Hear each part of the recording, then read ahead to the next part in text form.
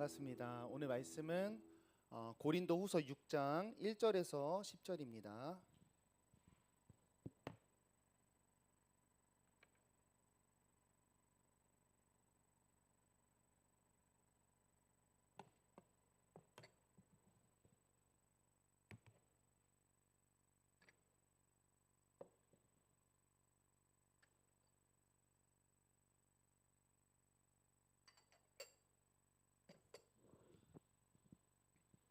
여러분, 동화가 MG를 탈출했습니다. 네, 당신의 인생을 응원합니다. 흑발로 돌아왔어요. 자, 우리 1절에서 10절, 우리 고린도후서 6장입니다. 교독하고 마지막 함께 하겠습니다. 우리가 하나님과 함께 일하는 자로서 너희를 권하노니 하나님의 은혜를 헛되이 받지 말라.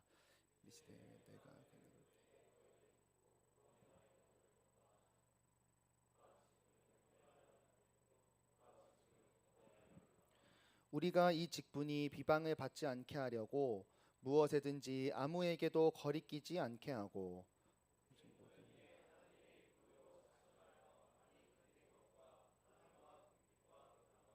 매맞음과 갇힘과 난동과 수고로움과 자지 못함과 먹지 못함 가운데에서도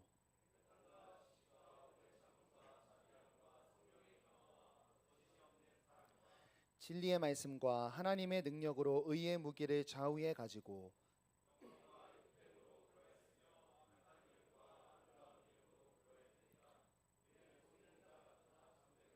무명한 자 같으나 유명한 자요 죽은 자 같으나 보라 우리가 살아있고 징계를 받는 자 같으나 죽임을 당하지 아니하고 근심하는 자 같으나 항상 기뻐하고 가난한 자 같으나 많은 사람을 부요하게 하고 아무것도 없는 자 같으나 모든 것을 가진 자로다.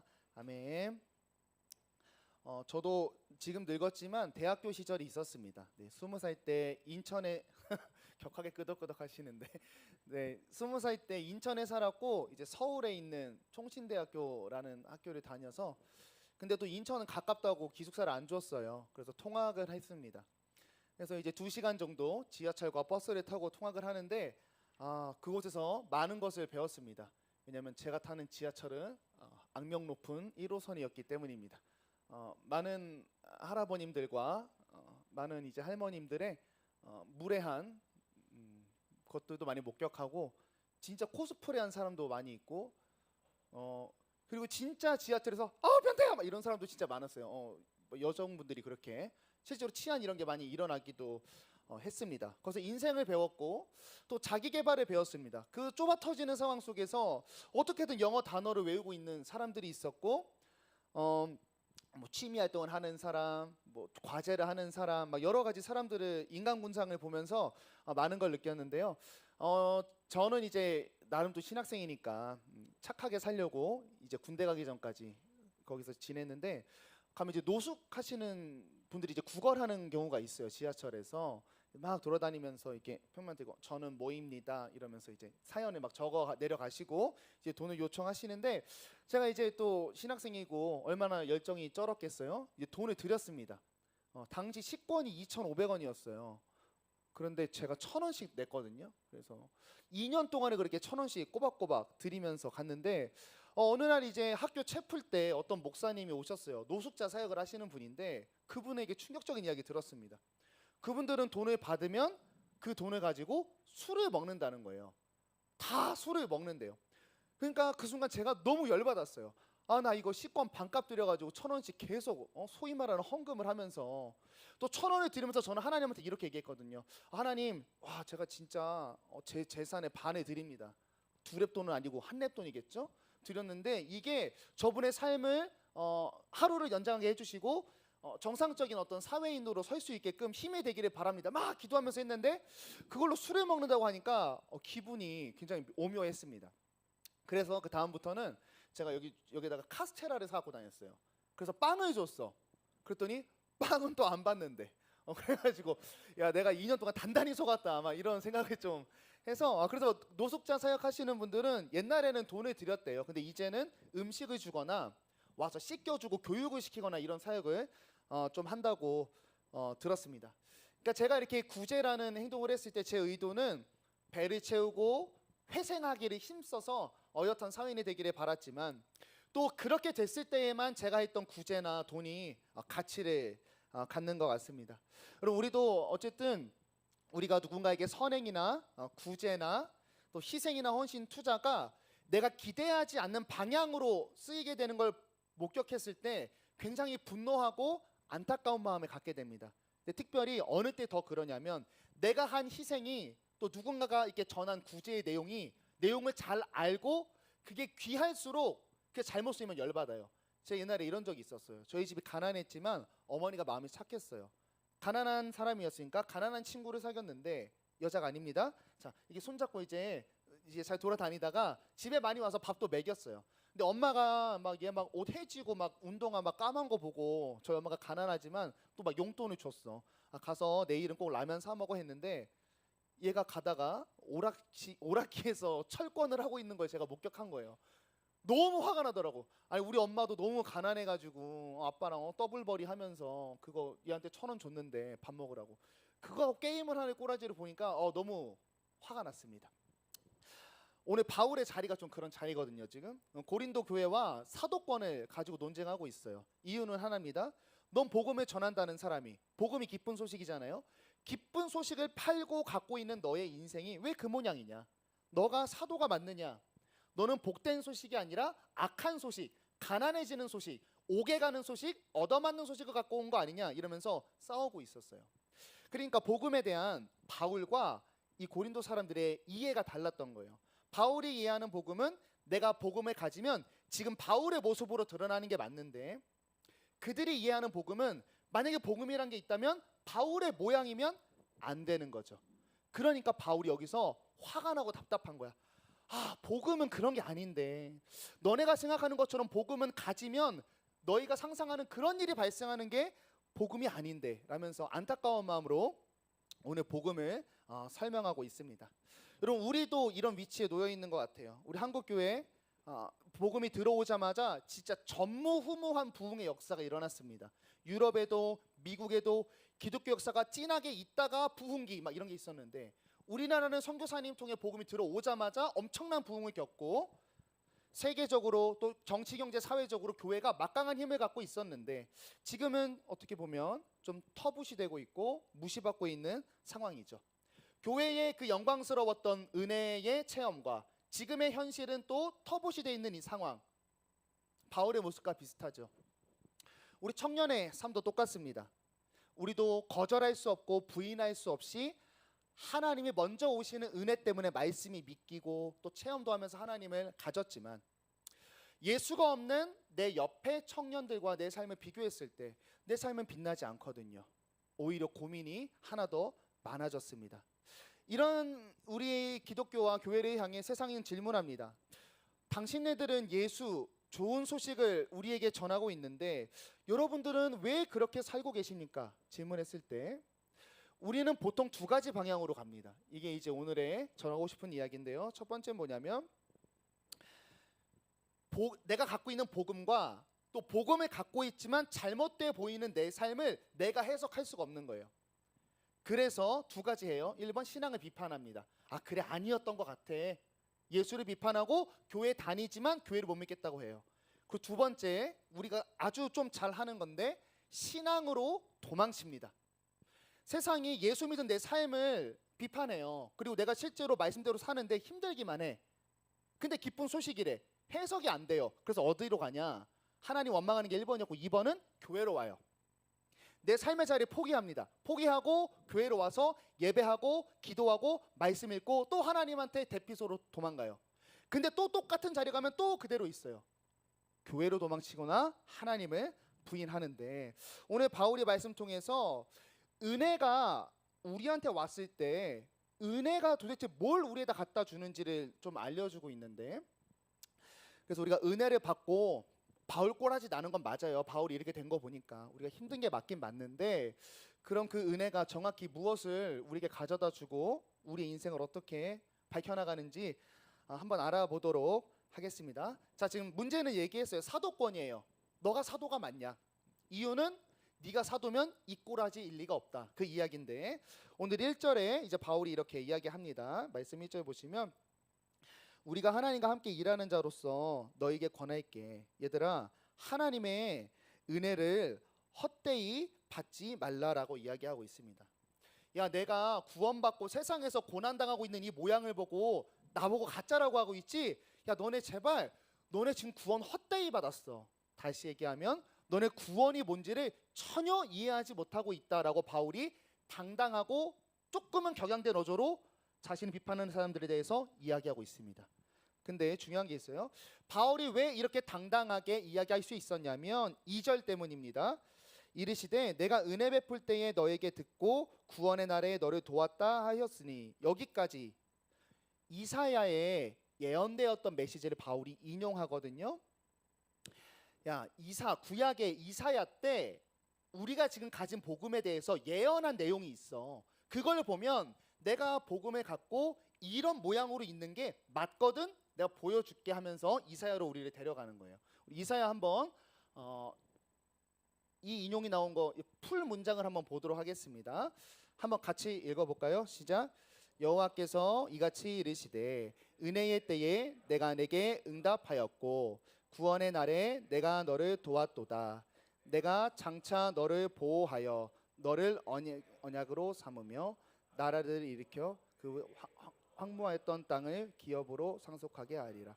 아멘. 자, 이사야 때는 지금 예수님이 오시기 전이고 그리스도 예수가 오면 이런 일이 일어날 거라고 이야기를 하고 있는데 이게 복음이고 이게 은혜인데, 자, 두 가지 있습니다. 첫 번째 보시면, 자, 은혜의 때에 내가 내게 응답하였고 구원의 날에 내가 너를 도왔도다. 여기까지가 뭐냐면 그리스도를 통해 이스라엘에게 구원과 복음의 은혜가 들어갔다는 거예요. 끝났어. 넌 구원됐어요. 은혜 받았어요. 자, 그런데 이 은혜가 가리키는 게 있어. 그 다음이 중요한 거예요. 장차 그 은혜를 받은 너희를 내가 보호해서 너를 백성의 언약으로 삼어, 이제 그리스도를 언약으로 삼아서 나라를 일으켜서 뭘 향하게 하냐면 내가 장차 황무하였던 땅을 기업으로 받게 하리라, 이렇게 나와 있어요. 자, 보세요. 은혜는 구원을 받는 도장이 끝이 아니고 이건 시작이라는 거예요. 은혜가 도장이 찍히면 그 은혜가 가리키는 게 있는데 그게 뭐냐? 황무하였던 땅을 기업으로 주는 일이 은혜 받은 우리에게 앞으로 일어난다라고 하는 거죠. 자, 황무하였던 땅은 뭐냐면 죄로 인해서 오염되고 혼란되고 하나님 나라의 샬롬이 무너진 현실을 기업으로 하나님의 것으로 회복된 것으로 상속한다. 우리가 누리게 된다라고 나와 있어요. 근데 그게 오늘 다시 본문 2절로 돌아가면 보라 지금은 은혜 받을 만한 때요 보라 지금은 구원의 날이로다. 여기에서 이게 어떤 의미의 지금이냐면 이 예언이 있었던 구약에는 예수님이 안 계셨어요. 그래서 이 예언을 구약에서는 듣고 기대와 소망을 했어. 그리스도가 오시면 우리가 구원에 이르게 되고 황폐했던 지금 이스라엘, 죄로 인해서 침략당한 이스라엘 땅을 기업으로 받겠다라는 기대와 소망이 있었는데 여기서 지금은 뭐냐면 예수 그리스도가 오셔서 이것을 이룬 이후의 지금이에요. 지금 신약의 우리는 예수님이 그리스도로 이걸 완성했고 성령을 보내줘서 지금 내 삶에 황무하였던 땅을 기업으로 주려고 진행하고 있기 때문에 바울이 얘기하는 거죠. 지금은 은혜 받을 만한 때요 구원 받을 만한 때라고 이야기하고 있습니다. 여러분, 결론은 뭐냐면 구원받은 우리는 뭘 해야 되냐? 이제는 회복을 향해서 걸어가야 하고 상속자다움이 되는 길을 걸어가야 한다라고 하는 거죠. 이게 바로 은혜 받을 만한 때 구원의 날입니다. 그러니까 바울이 속 터지는 거예요. 지금 얘네들은 은혜를 받았다고 해놓고 아무 무빙도 안 하고 있어. 그런데 바울이 봤을 때는 예수님이 죽기까지 해서 십자가로 만든 저 엄청난 사건이 도장을 찍고 얘네가 달려가야 되는데 안 가고 있으면서 이거 달려가느라 조금 허덕이는 나를 보고 뭐라고 하는 이 모습이 너무나 안타깝고 분노에 차서 참을 수가 없는 거죠. 그래서 1절에 하나님의 은혜를 헛되이 받지 말라라고 나와 있어요. 그래서 헛되다는 뜻은 텅 비다. 공갈빵 드셔봤나요? 동인천 가면 팔아요. 있는데 안에가 비어 있는 거죠. 그러니까 우리가 은혜를 받았다 할 때는 안에 내용이 있는 거예요. 은혜를 받았다 할 때는 은혜가 가리키는 목적이 있고 은혜가 완성하려는 가리키는 꼴이 있다. 이게 내용인데 얘네들은 은혜, 구원, 예수, 택함을 말하고 자랑하고 예배하고 기도하고 공부도 하지만 그 은혜 안에 있는 목적과 내용에 대해서는 한 발짝도 걷고 있지 못하다라고 하는 거죠. 그래서 너네 은혜 헛되이 받으면 안 되라고 바울이 오늘 이야기하고 있습니다. 그런데 문제가 있는 거예요. 그 문제가 뭐냐면 바울의 설명이 다 좋아요. 은혜도 좋고 은혜가 우리가 뭐 황무하였던 땅을 뭐 기업으로 준다니까 좋은데 문제는 우리가 여기서 넘어지는 거죠. 은혜를 받고 이제 걷고 있는 바울의 삶, 바울의 상태가 별로다라고 하는 거죠. 우리 말씀에 나오죠. 4절에서 5절. 바울이 이렇게 산대. 많이 견디고 환난과 궁핍과 고난과 매맞음과 갇힘과 난동과 수고로움과 자지 못함과 먹지 못함으로 산대요. 황무하였던 땅 좋습니다. 은혜 감사해요. 근데 거기까지 도달하는 과정이 이 모양 이 꼴이니까 사람들도 인정하기 어렵고 같이 예수 믿는 교인들도 인정하기가 어렵다는 거죠. 근데 왜 그럴 수밖에 없냐면 여러분 황무하였던 땅을 받는 거여서 그래요. 여러분 황무하였던 땅을 하나님의 것으로 만드는 과정이기 때문에 고통이 수반될 수밖에 없습니다. 이 황무라는 단어가 세 가지 뜻이 있대요. 별로 어렵진 않아요. 다 같은 말인데 일단 뭐 단어적인 뜻은 초목이 없는 고온 건조한 상태인데 세 가지 의미가 뭐냐면 생명이 없어요. 두 번째 스스로 생명이 나올 수가 없어요. 세 번째 점점 죽어갈 수밖에 없어요. 이게 황무한 땅. 생명이 없고 나올 가능성이 없고 점점 황무한 것으로 죽어갈 수밖에 없는 게 황무한 땅의 상태인데 정확히 이 모습이 누구랑 닮아 있냐면 십자가의 은혜로 구원하시기 위해서 우리에게 오신 나를 마주한 예수님이 목격한 장면이에요. 우리의 존재를 봤을 때 우리 안에 생명이 없었죠. 또 스스로는 생명을 낼 수가 없는 존재였고 이대로 가만히 80인생 살아서 죽음을 향해 걸어가는 정확히 황무한 인생이 우리였습니다. 또 우리의 지경이 황무했어요. 생명의 법이 나오는 법이 없죠. 죄의 법만 나오고 있었기 때문에 예수님이 구원하려고 이 땅과 우리 마음에 왔을 때 마주한 게 딱 황무한 땅입니다. 자, 그러면 문제가 가는 거죠. 여러분, 이 황무한 땅에 생명이 피려면 어떻게 해야 되는가? 황무한 땅을 어떻게 해야 하는가? 갈아엎어야 되는 거죠. 죽여야 되는 거고 눌러야 되는 거고 짓밟아야 되는 거고 파괴해야 그리고 다시 생명을 심어야 변화된 그 땅에 생명이 피어날 수 있습니다. 우리의 신앙으로 적용하면 나를 고난에 빠지게 하는 일, 나를 죽이는 일, 궁핍과 환난과 견뎌가면서 죄됐던 나의 모습을 밟아 눌러내는 일이 수반될 수밖에 없기 때문입니다. 그리고 바울이 말하는 거죠. 이런 모양이 나와야 은혜를 껍데기, 도장뿐 아니라 그 내용까지 제대로 받은 사람이야라고 바울이 이야기하고 있어요. 그리고 이 과정이 얼마나 고결한 과정인지 바울이 3절에서 이렇게 이야기합니다. 우리가 이 직분이 비방을 받지 않게 하려고 무엇에든지 내가 어떤 고난 중에 있어도 아무에게도 거리끼지 않게 했다라고 하는 거죠. 은혜라는 게 고난을 걸어서 영광으로 가는 길의 시작이라서 나는 고난 중에도 사람들이 나를 보고 은혜를 오해하지 않게 하려고 6절 8절 그 고통 중에서 깨끗함과 지식과 오래 참음과 자비와 성령의 감화와 거짓 없는 사랑과 진리의 말씀과 하나님의 능력과 의의 무기를 좌우에 가졌대요. 내 상황과 형편이 겉으로 너무 안 좋지만 그럼에도 예수 믿고 박살난 내 인생 보고 사람들이 야 복음은 박살난 걸 주는 거구나 라고 할까봐 그 아픔을 꽁꽁 숨기고 자기는 무엇을 내뿜고 있었냐면 예수 다음을 내뿜고 있었다는 거예요. 인내로 참아가면서 그 정도로 그리스도의 십자가가 주는 은혜가 커서 그리고 자랑하는 거죠. 이게 사도됩니다.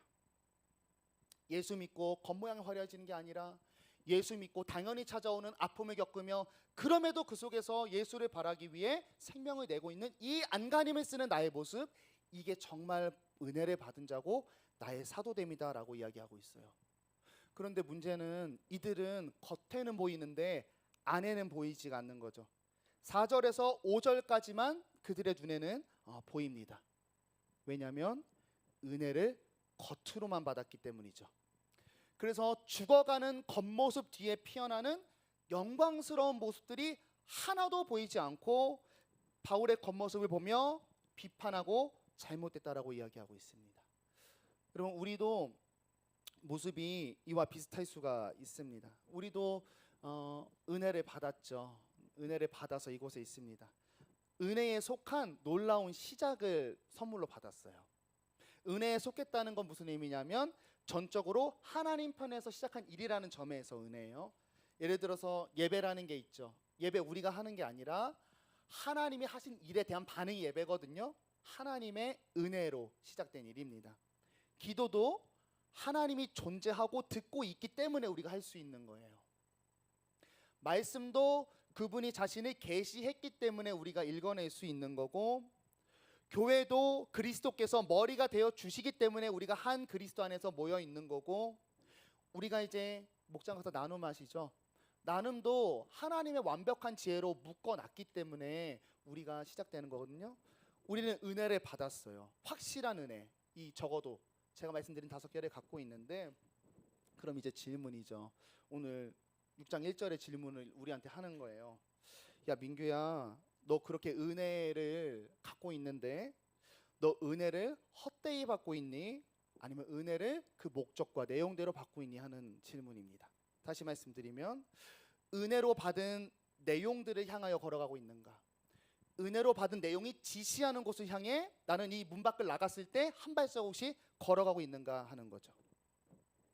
또 은혜로 계시해 주신 그리스도의 모습을 살아낼 실력을 쌓기 위해 노력하고 있는가?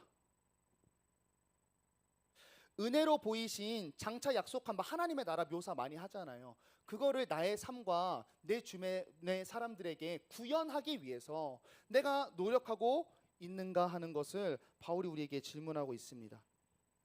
은혜를 누리는 게 아니라 은혜가 지시하는 곳을 향해 가고 있는가? 나와 내 주변은 황무함에서는 조금 멀어졌는가 하는 겁니다. 그래서 오늘 말씀을 이제 거의 아니네. 자, 이거 하나가 그냥 포인트인 것 같아요. 이거 하나만 나가실 때 기억했으면 좋겠어요. 은혜는 내용이 있는 거라는 거죠. 구원 받은 게 이 칭의가 은혜가 맞아요. 은혜가 맞아. 하나님이 줄 수밖에 없고 완성하실 거예요. 그런데 그 안에 내용이 있대요. 뭐냐면 은혜는 절대로 타이틀이 아니라는 거죠. 은혜는 절대로 내용이 있고 절대로 나를 죽음의 모양에서 생명의 모양으로 걸어가게 하기 위해서 준 게 은혜다. 이것을 꼭 기억할 수 있기를 바랍니다. 예를 들어서 겸손해야 하는 것과 겸손해야 될 때에 겸손할 수 있는 건 다른 거잖아요. 그죠? 받은 용서를 기억해야 합니다라고 은혜로 계시를 받았습니다. 이거랑 예수를 닮아서 아무 조건 없이 누구를 용서할 수 있는 실력이 있는 건 다른 거거든요. 약자를 사랑해야 됩니다랑 저 약자 한 명을 사랑하기 위해 실패도 해보고 고군분투하고 모여서 교회가 회의도 해보고 방법을 찾기 위해서 아등바등하는 거, 그거랑 다른 거거든요. 내가 인내해야 됩니다랑 인내가 가져오는 고통을 견뎌낼 실력이 있는 거랑은 다른 거거든요.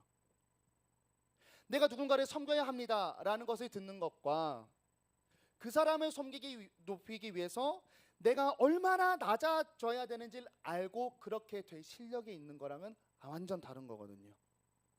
근데 우리는 보통 이런 책임을, 계시를, 은혜를 듣고 이렇게 해야 할 책임을 어디로 대신하면서 도망치냐면, 서두에서 얘기했지만 신앙과 어떤 명분과 믿음과 교회로 내 삶의 자리를 회피합니다. 예를 들어 옳은 말을 하는 걸로 대신하는 경우가 있어요. 목장에서 삶을 나눠요. 이제 우리 지체는 말씀을 가지고 삶에서 열심히 살아보려고 하는데 막 지질이 박살나고 있어. 근데 거기에 대해서 내가 가죠. 아, 너 그렇구나. 상황이 옳은 말을 해요. 야, 근데 그때는 이렇게 해야 돼. 기도를 조금 더 해야 될 것 같아. 화이팅! 그래갖고 이 친구가 믿음의 싸움을 이겨냈습니다. 그러면 무슨 생각이 드냐면 나도 얘랑 같이 믿음의 자리에서 승리했다고 생각이 돼요. 거짓말이 아닙니다.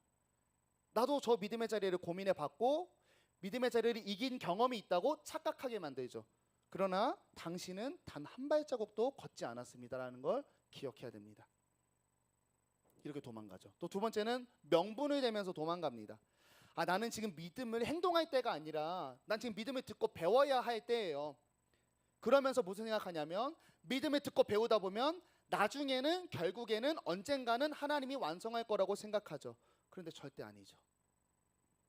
난 지금은 믿음을 배워야 할 때예요 라는 그 명분이 사실 한 발자국 나아가야 하는 호루라기 소리와 같은 거거든요. 영원히 멈춰 있을 수밖에 없습니다. 또 신앙으로 도망치는 거 정말 잘하죠. 해결하기 어려운 갈등, 인내, 용기 내야 할 곳, 화해의 자리에서 우리는 기도원으로 도망을 칩니다. 또 금식 기도를 시작하죠. 또 예배의 자리로 도망칩니다. 교회 안에 있으니 괜찮습니다. 하나님 옆에 있어서 괜찮습니다. 내가 해결할 수 없는 문제 기도로 아뢰고 있으니 일단 괜찮습니다. 네, 괜찮아요. 괜찮은데 하나 말씀드리면 그거 다시 해야 되는 거예요. 이 사람에게 그게 안 됐으면 제가 포기하고 막 틀렸다는 게 아니에요. 다른 사람 통해서 그거 꼭 넘어가게 만드세요. 왜냐하면 하나님 우리 잘해야 되는 거거든요. 우리가 도망치는 기도와 예배와 교회의 자리가 내 변화를 위해서 존재하는 거예요. 그래서 도망칠 수 있어요. 도망치라고 하세요. 시편에서 도망쳐도 돼요. 그런데 이런 각오로 도망치세요. 나 가서 은혜 받고 저거 다시 도전해야 된다고. 넘어가게는 안 하십니다. 왜냐하면 내 죄된 상태가 예수 그리스도의 장상 분량이 돼야 되거든요. 도망쳤다 다시 일어날 각오를 하고 가셔야 하는 일이죠. 여러분, 신앙생활은 뛰어난 감독과 스폰서나 지휘자가 되는 게 목적이 아닙니다. 그거는 삼위 하나님께서 우리에게 하시는 일이에요. 오히려 우리가 누군가의 신앙을 자꾸 보고 있고 판단하고 있고 교회는 왜 이런가라고 자꾸 이야기하고 있다면 내 신앙생활이 점점 더 나의 처지, 나의 인생, 내 주변에 있는 사람이 아니라 자꾸 정의, 공의, 뭐 옳고 그름, 교회, 제도, 예배 이런 뭔가 객관적인 것에 자꾸 내 신앙이 틀린 게 아니에요.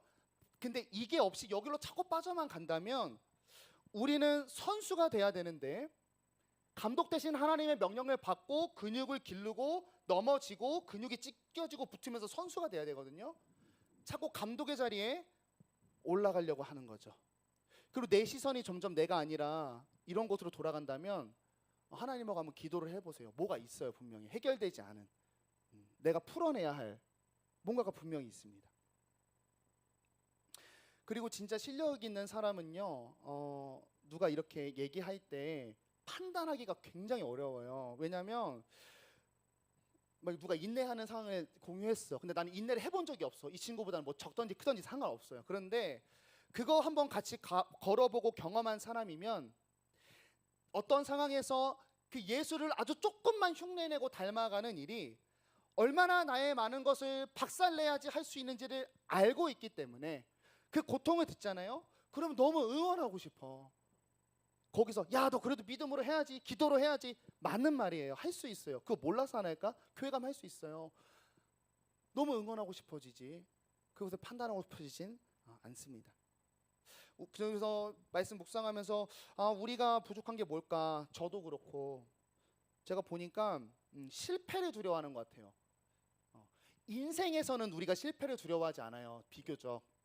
왜냐하면 세상은 실패가 경험이라고 이야기해요. 그리고 실패하려고 알바도 가보고 내가 사업하기 전에 다른 회사도 많이 취직해서 경험을 쌓습니다. 실패하려고. 그런데 우리가 어떤 순결함과 고결함이 있는 것 같아요. 신앙의 영역에 대해서는 실패하고 싶지가 않아요. 완벽하고 싶습니다. 그리고 부끄럽고 싶지가 않아요.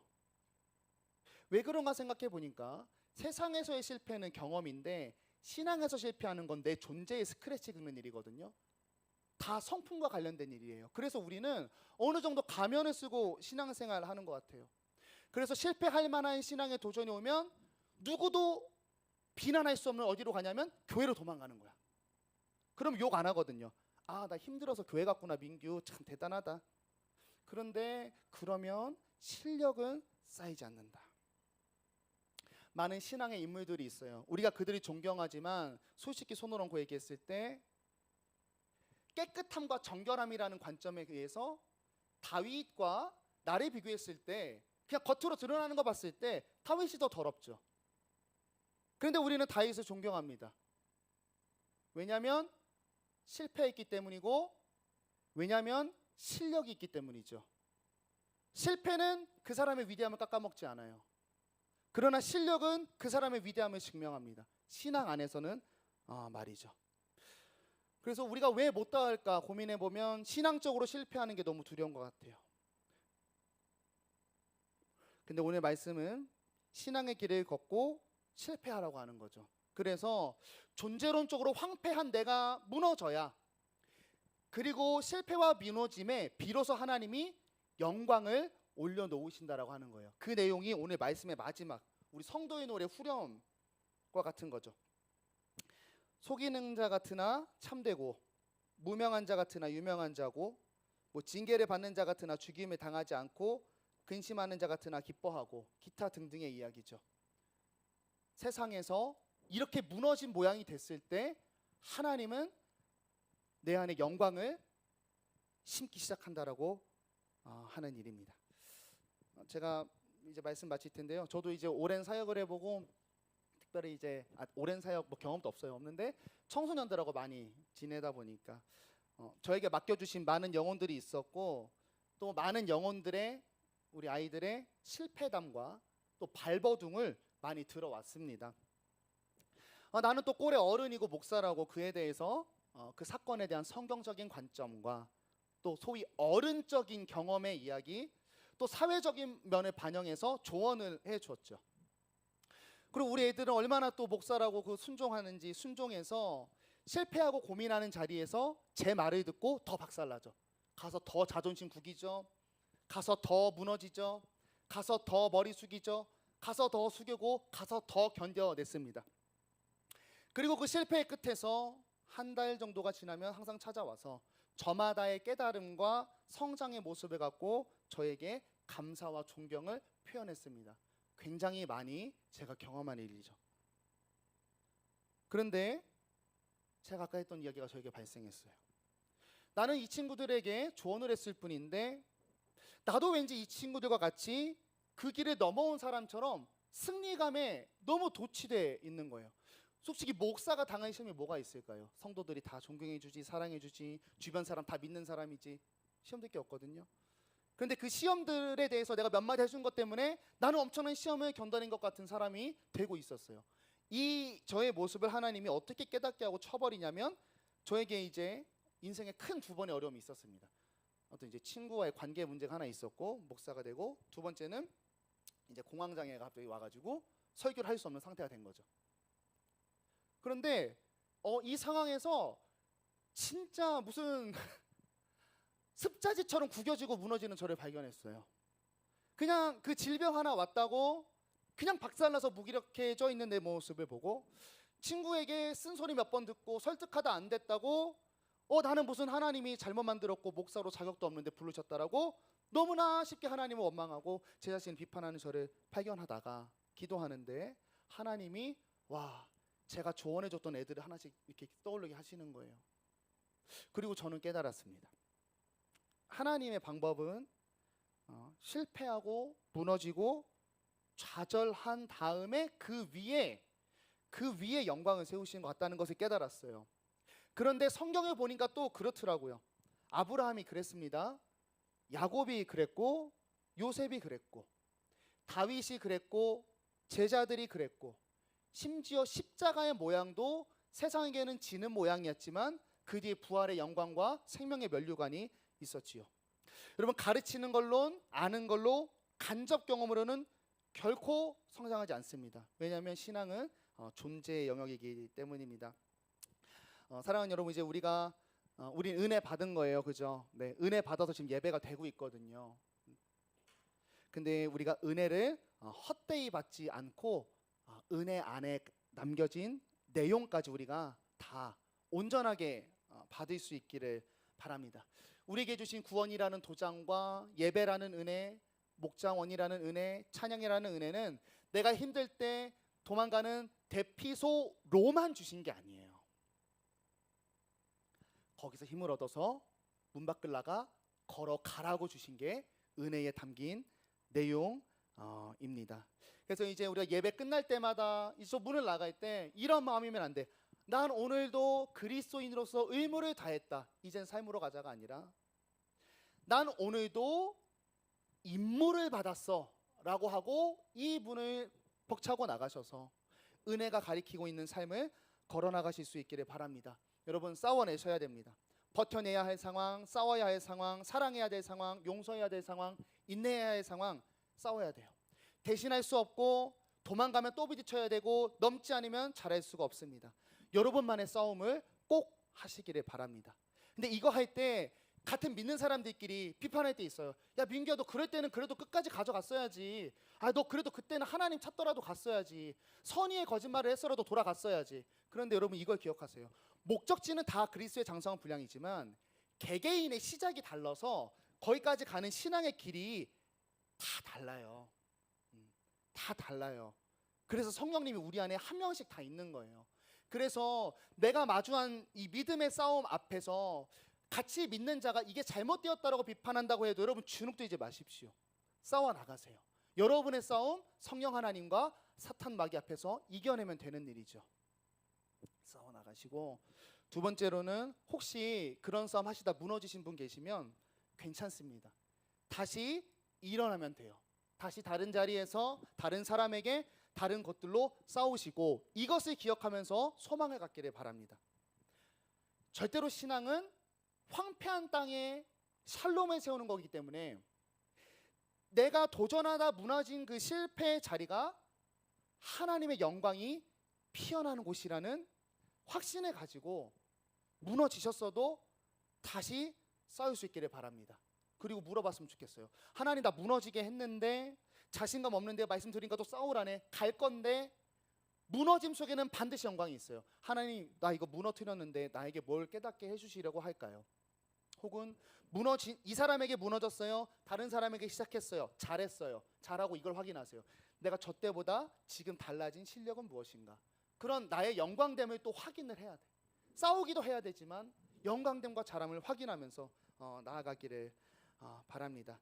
그래서 우리가 하나님의 말씀을 행함으로 무너지는 나의 세상의 이름이 있는 거예요. 세상적으로 말씀을 행하면 무너지는 나의 이름이 있어요. 그런데 설교 제목처럼 그때의 내 안에서 세워가시는 생명의 이름이 있는 겁니다. 오늘 그 8절에서 9절에서 나오는 것 같죠. 우리의 세상의 이름은 고난받는 이름이지만 하나님 편에서의 이름은 생명이고 평강이고 화목해 하고 부욕해 하고 기뻐하는 자라라고 하는 이름이 우리 인생에 새겨져 있을 겁니다. 그래서 여러분, 은혜를 행함으로 꼭 가져가셔서 저번 주랑 이번 주랑 행함에 대한 이야기를 하고 있는 거예요. 2번 연속 얻어맞으셔서 아프시겠지만 위로가 있어요. 진짜 무너진 그곳에서 진짜 실력이 쌓입니다. 근육도 막 5세트 하는데 4세트까지 의미가 없어요. 그 5세트 때 안 움직이는 그거를 가져가려고 하는 거야. 안 움직일 때 3개를 더해서 박살이 나야 실력이. 신앙도 무너져야 내 이전의 모습과 달라지거든요. 안 무너지면 똑같이 할 거잖아. 박살 나야지 사랑할 거잖아요. 용기 가지시고, 우리 목원들이 또 우리 교회가 또 제가 부족하지만 기도하고 있으니까 여러분 삶의 자리에서 꼭 승리하시고 꼭 싸워내시고 꼭 도전하시고 무너짐 뒤에 피어나고 있는 생명의 이름을 소망 삼아 승리할 수 있기를 바랍니다. 우리 함께 찬양하겠습니다.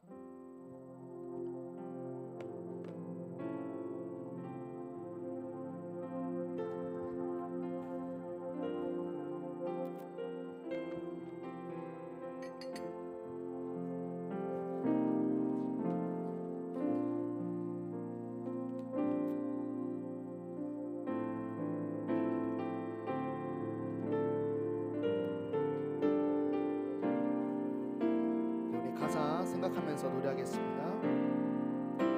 환난 가난과 고난 수고로움 속에도 성도는 그 믿음을 지켰네.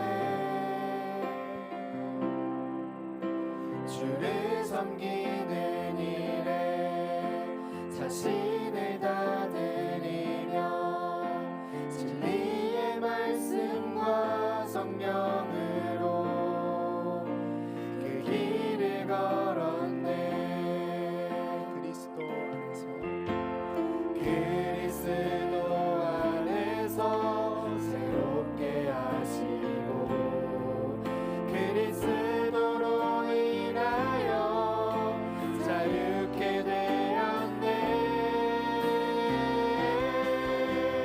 우리는 무명하나 유명한 자요 죽음의 위기 속에도 참 생명 가졌고 근심하나 기뻐하며 하나하나 하는 일을 부욕해 하는 자로다. 환난 가난과 고난 수고로움 속에도 성도는 그 믿음을 지켰네. 주를 섬기는 일에 자신을 다 드리며 진리의 말씀과 성령으로 그 길을 걸었네. 그리스도 안에서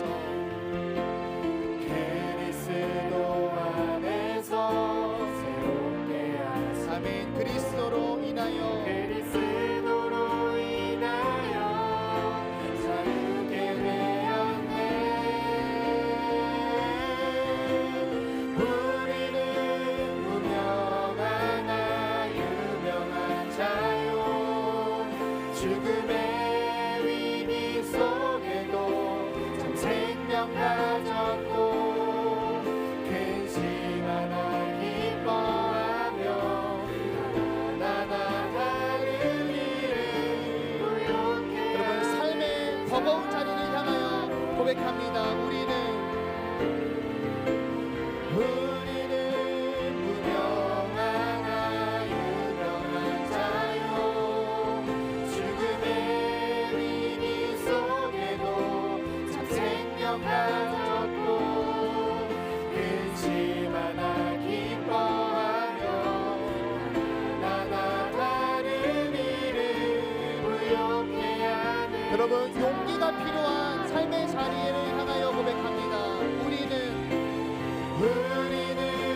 무명하나 유명한 자요 죽음의 위기 속에도 참 생명 가졌고 근심하나 기뻐하며 하나하나 하는 일을 부욕해. 여러분 용서해야 할 곳을 향해서 우리가 고백합니다. 우리는 무명하나 유명한 자요 죽음의 위기 속에도 참 생명 가졌고 근심하나 기뻐하며 하나하나 하는 일을 부욕해 하는 자. 한 번 더 마지막으로 우리는 무명하나 유명한 자요 죽음의 위기 속에도 참 생명 가졌고 근심하나 기뻐하며 하나하나 하는 일을 부욕해 하는 자. 모든 것 가진 자로다. 모든 것 가진 자로다. 사랑하는 여러분, 우리 함께 기도하겠습니다. 먼저는 우리 자신을 위해서 두 가지 부분을 기도했으면 좋겠어요. 여러분이 지금 마주한 싸움의 자리가 있으면 하나님께 용기를 구할 수 있기를 바랍니다. 내가 계속 실패하는 싸움의 자리, 내가 의도적으로 회피하고 남겨놓은 싸움의 자리, 내가 싸우려는 시도하지 않고 하나님께로 도망만 쳐버린 자리들이 있다면 하나님 마주할 용기를 달라고 기도하시고, 또 여러분을 위해 두 번째로 싸움의 자리가 아니라 두 번째는 무너진 자리를 위해서 기도하시기 바랍니다. 하나님, 제가 이곳에서 무너졌는데요, 이 무너짐을 통해서 저에게 무엇을 깨닫게 하시려고 하십니까? 싸움과 무너짐의 자리를 위해서 우리 자신을 위해 기도하시고, 우리 두 번째는 우리 지체들을 위해서 함께 기도해 주기를 바랍니다. 오늘의 말씀이 따갑기도 하지만 오늘의 말씀이 예수님과 같은 긍휼의 마음으로 우리 안에서 발산했으면 좋겠어요. 나의 목장원들의 형편들, 또 내가 아는 사람들, 엄마 아빠 지인들, 같은 그리스도인 사람들, 그렇게 싸워가고 있는 사람들을 향한 긍휼한 마음으로도 오늘의 이 찌르는 말씀이 번지기를 원합니다. 그래서 여러분 이 시간 기도하실 때 여러분의 싸움의 자리와 무너진 자리, 그리고 또 용기와 위로가 필요한 나에게 붙여주신 많은 믿음의 동료들이 향해서 이 시간 함께 기도하며 나아가겠습니다. 하나님, 우리의 연약한 구석구석들을 가지고 주님 앞에 나아갑니다. 하나님, 내가 뿌리 뽑지 못하는 습관들과 연약함을 가지고 주님 앞에 나아갑니다. 하나님, 우리를 긍휼히 여겨주시고 매일매일 무너지고 매일매일 도망치고 매일매일 너무 쉽게 타협하고 매일매일 너무 하나님 앞에 돌아가고 매일매일 너무 주님 앞에 회개를 구하고 매일매일 너무 쉽게 용서를 구해버리는 나의 삶의 자리를 이 시간 주님 앞에 가지고 나아갑니다.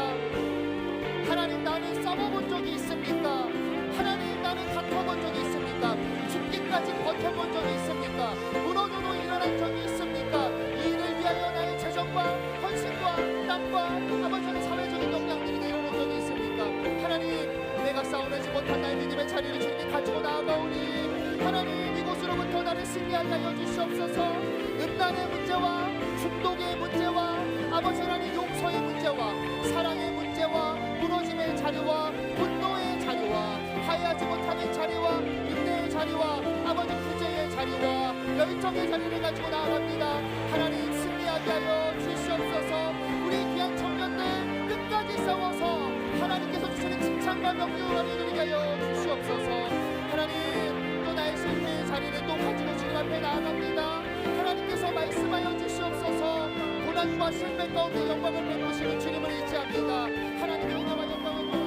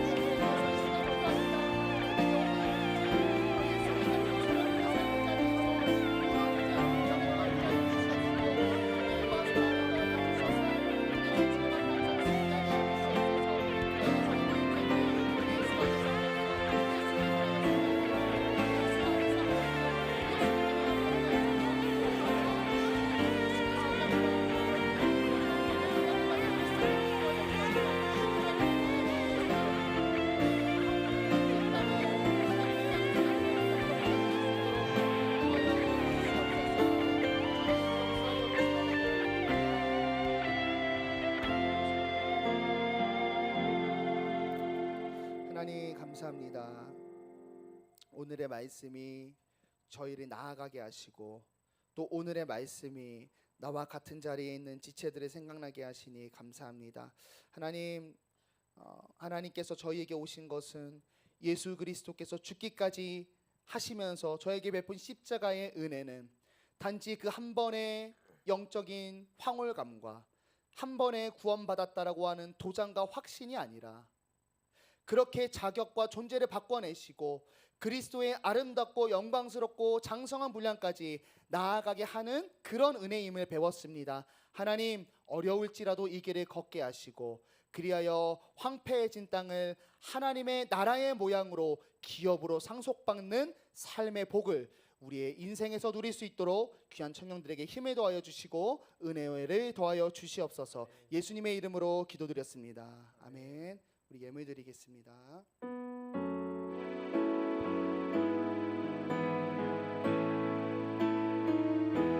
내 삶은 주의 것, 내 삶은 주의 것, 내 삶은 주의 것, 온전한 신뢰를 주께 드리네.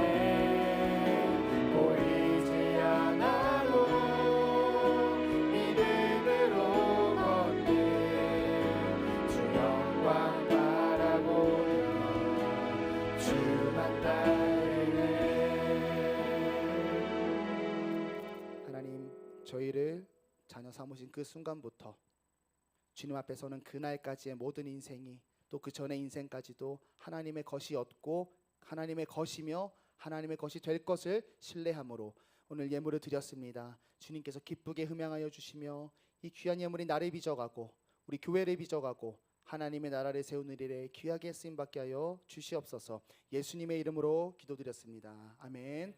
이제는 우리 구주 예수 그리스도의 은혜와 하나님의 실패하지 않으시는 사랑과 성령 하나님의 매 순간 위로하시고 우리를 도전하시고 격려하시고 말씀에 조명하여 주시고 그 진리를 수납하게 하시고 우리 삶에서 적용하게 하시는 그 귀한 은혜와 그 이끄심이 그리스도인으로서 나의 황폐하였던 삶을 무너뜨리고 그곳에 하나님의 영광이 세워지기를 소망하는 우리 귀한 신강공동체 머리머리 위에 이제로부터 영원토록 함께 있을지어다. 아멘.